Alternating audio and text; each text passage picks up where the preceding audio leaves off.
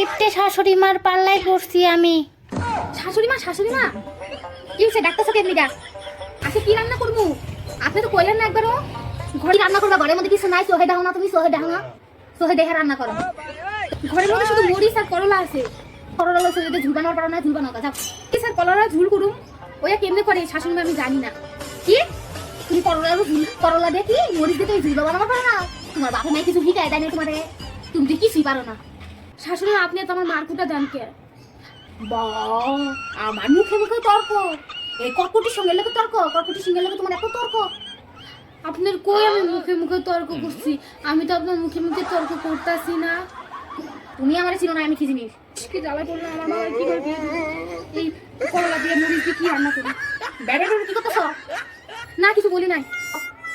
যাও তাড়াতাড়ি গিয়ে রান্না করো, আমার দুইটার মধ্যে বাচ্চাই যা আছে তাই রান্না করবো, অত জিজ্ঞাসা করবো না।